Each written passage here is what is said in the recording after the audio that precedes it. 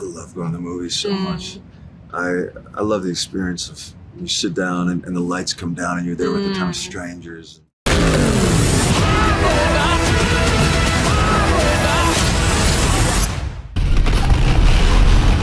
I'm thinking of starting a writing club. It's so nice to meet both of you. You too. Nice to see I you. really love the movie. Thank you. You are both such chameleons when it comes to changing your voices. I can't even count how many accents I have heard you do. How did you go about finding the right voice for these characters? I mean, that decision was kind of made for me in a way of when I started the process, I was sent 30 minutes of audio of Kathy being interviewed by Danny Lyon, who, you know, took the photographs in the 1960s. So I just felt very lucky. She had a very kind of distinct voice. She was extremely charismatic. There was so much about the way in which she spoke that I felt was, you know, a kind of indicator of who she was as a person. So I just kind of spent a lot of time with that audio and tried to get as close to it as I possibly could. Yeah. For myself, Yeah. mine was different Yes. because You're in the film as well. I have to talk. I didn't have any audio to work off of, so then the question for me was how far to go, and also to sort of figure out where I fit as Benny into the tapestry of all the different characters. And so I spent a lot of time listening to everyone else's recordings, you know, and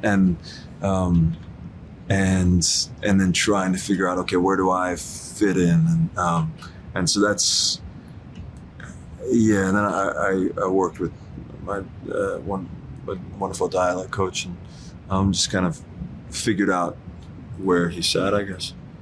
Cool. Yeah. Awesome. They were great performances. I think I've said that Thank already, you. but just reiterating. Thank you.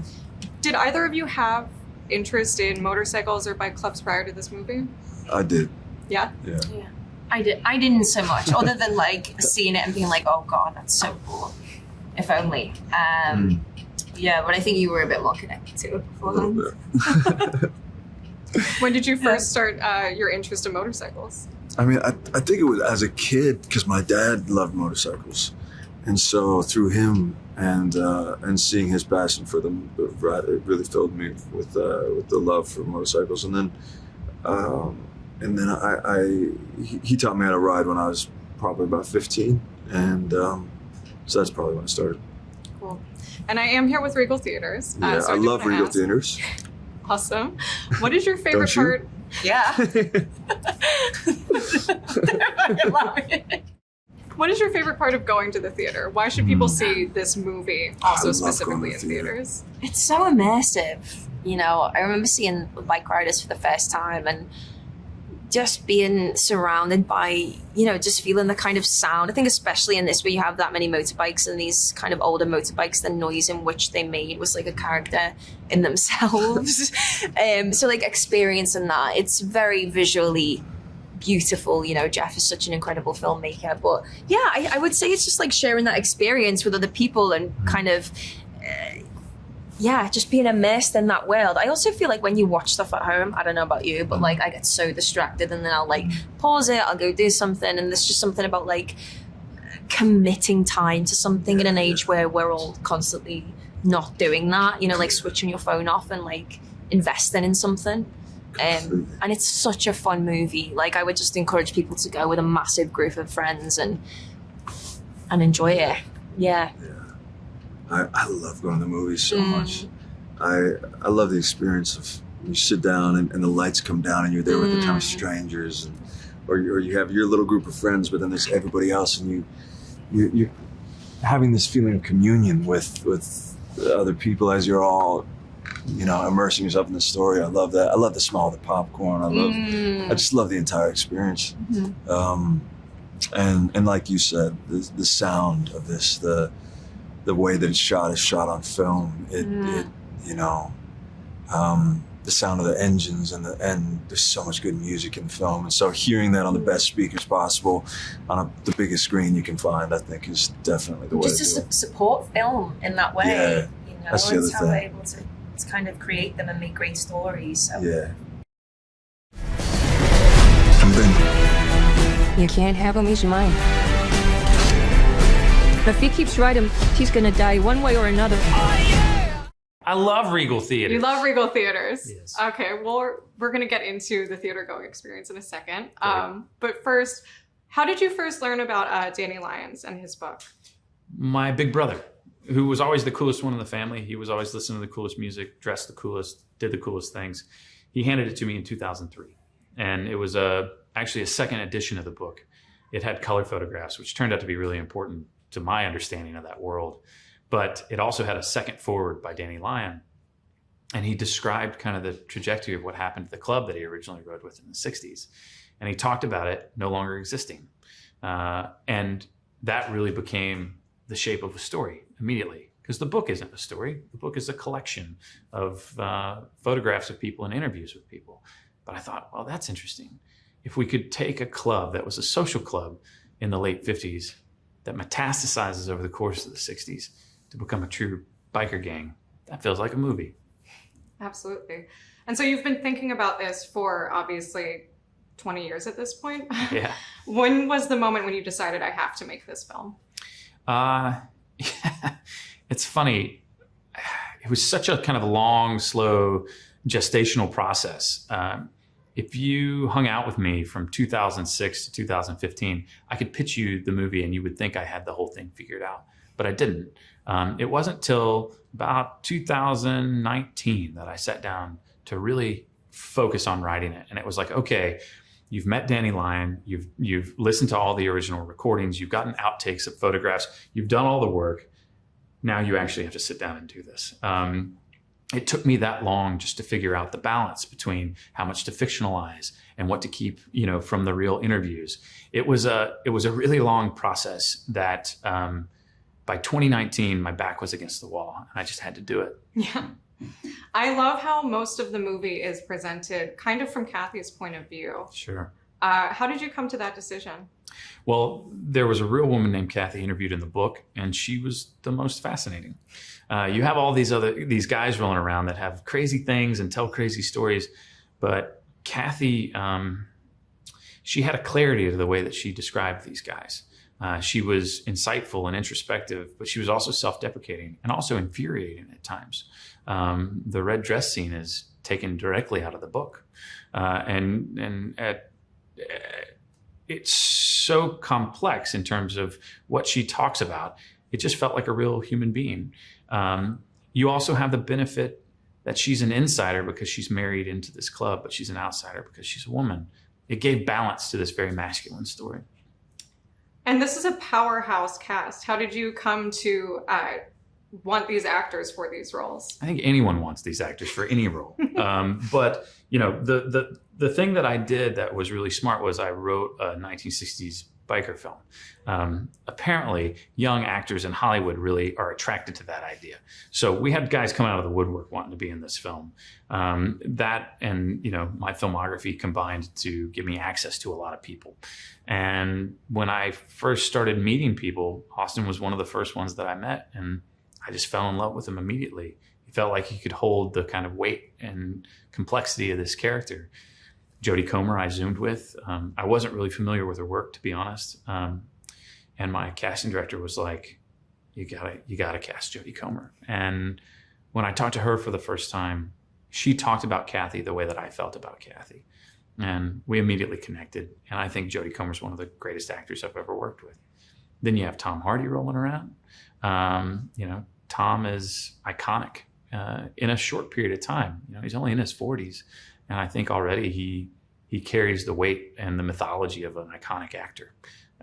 So that being the tip of the iceberg, and then you get into Michael Shannon and Boyd Holbrook and Damon Harriman and Norman Reedus, Toby Wallace and Rick Cohen. Like the list just goes on and on. Yeah.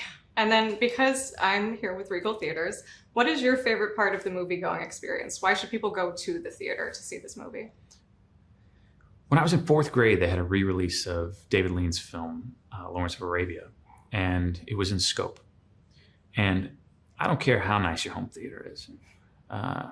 There is something immersive that happens when you sit in front of a big screen with a really great sound. And if you go see this film on a big screen with really great sound, it will literally rumble you in your seat. And that's what we want. We want immersion. We are in a world where we are so distracted by phones and by everything that is thrown at us. You deserve 2 hours of sitting and being lost in something, being lost in a story. And that's what cinemas do. And that's why they're not going anywhere. All those clubs do is sit around talking about motorcycles. That's what we do. You don't belong nowhere else, so they belong together. Hey, Nikki, how are you? Good, how are you? It's nice to meet you. Yeah, good. When did you first learn about Danny Lyon and his book, The Bikeriders? Well, funny, I already noticed some of the images long before I knew about the book. So, as a kid, I've seen images from that book. I didn't ever ask about them or like relate them to Danny Lyon or the book until Jeff said, "Look, this is the book that this is based on."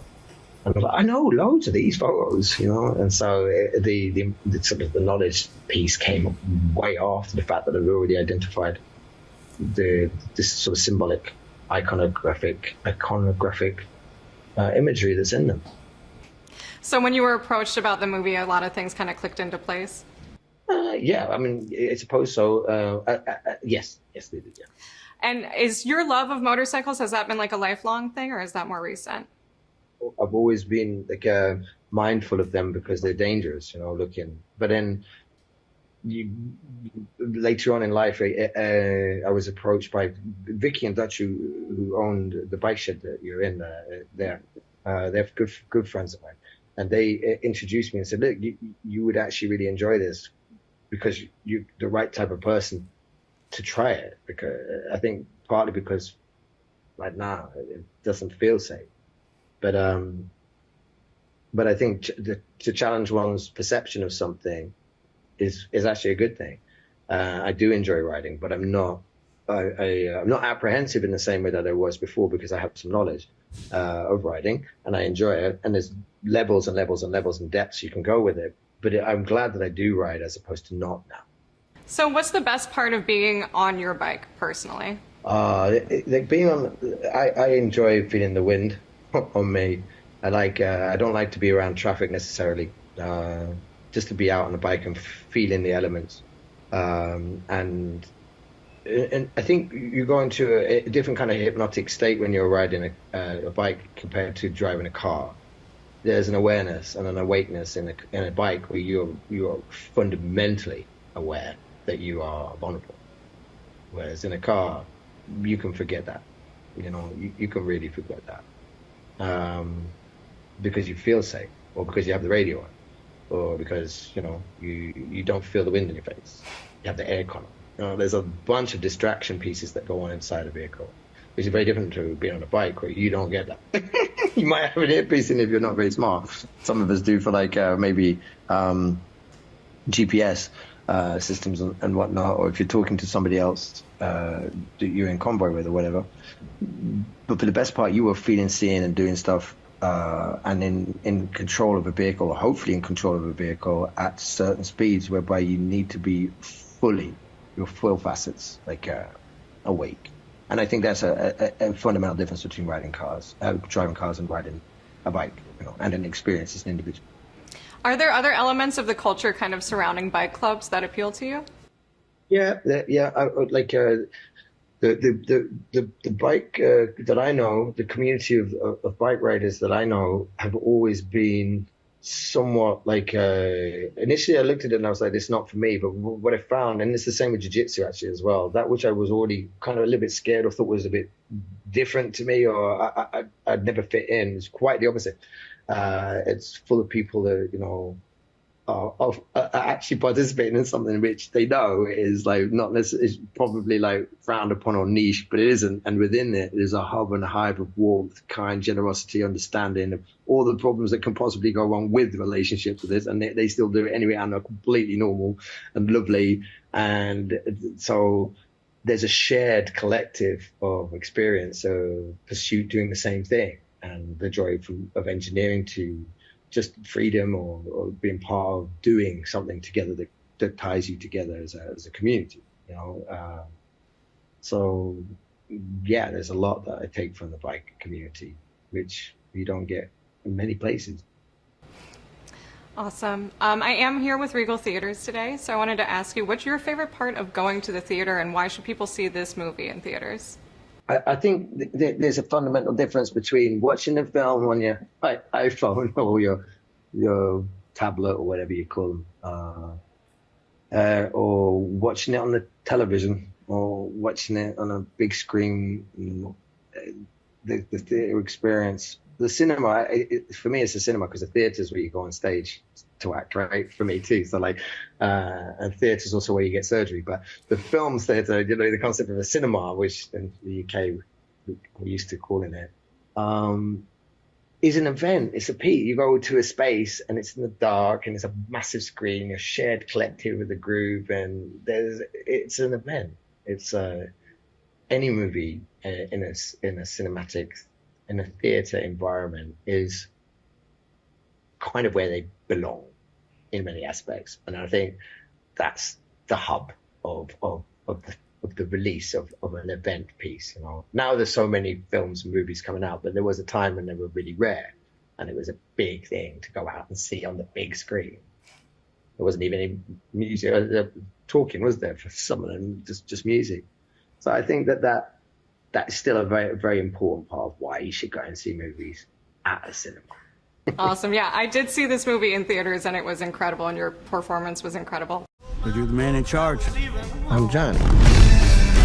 We're the Red Dogs.